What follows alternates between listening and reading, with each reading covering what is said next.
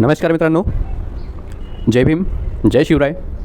मित्रांनो, आज आई सावित्रीबाई फुले यांची पुण्यतिथी. त्यांच्या या पुण्यतिथीनिमित्त मी त्यांना अभिवादन करतो आहे. मित्रांनो, आज त्यांच्या पुण्यतिथी स्मरणार्थ मी एक सावित्रीबाई फुले यांच्या संबंधित असलेली एक कविता या ठिकाणी या व्हिडिओच्या माध्यमातून मी सादर करतो आहे, प्रयत्न करतो. मित्रांनो, चला. सरस्वतीच्या दरबारात शिक्षण घेण्यास जाऊ चला. सरस्वतीच्या दरबारात शिक्षण घेण्यास जाऊ चला. विद्यादेवीस प्रसन्न करुनी वर मागू तिजला चला. सरस्वतीच्या दरबारात शिक्षण घेण्यास जाऊ चला. विद्यादेवीस प्रसन्न करुनी वर मागू तिजला चला. अज्ञानाची दारिद्र्याची गुलामगिरीही तोडू चला. कसं आहे? अज्ञानाची दारिद्र्याची गुलामगिरीही तोडू चला. युगायुगाचे जीवन आपले फेकून देऊ चला चला. मित्रांनो बघा, नकोच इच्छा आरामाची ईर्ष्या धरुनी शिक्षणाची.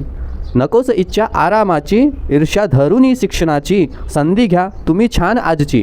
संधी घ्या तुम्ही छान आजची. अनुकूलता बघा कालगतीची. मित्रांनो, शेवटच्या 2 ओळी राहिल्या आहेत. न कुरकुरता न आळसता शाळेत जाऊ शिकू चला. न कुरकुरता न आळसता शाळेत जाऊ शिकू चला. गुलामगिरीची युगायुगाची बेडी तोडू चला चला.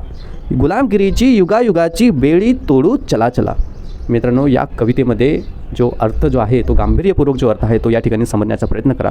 आणि मित्रांनो, अशा पद्धतीने पुन्हा एकदा माता सावित्रीबाई फुले त्यांच्या पुण्यतिथी स्मरणार्थ त्यांना खूप खूप अभिवादन. मित्रांनो, त्यांचे कार्य, त्यांचे स्त्री शिक्षणाचे जे कार्य आहे, ठीक आहे, प्रत्येक समाजातल्या स्त्रियांसाठी त्यांचे जे कार्य आहे ते कधीच न संपणारे आहे, युगायुगात टिकणारे आहे. आणि असाच आजच्या या दिनानिमित्त त्यांना भावपूर्वक मनापासून आभार. माता सावित्रीबाई फुले सदैव अमर रहे. जय महाराष्ट्र, जय शिवराय, जय भीम.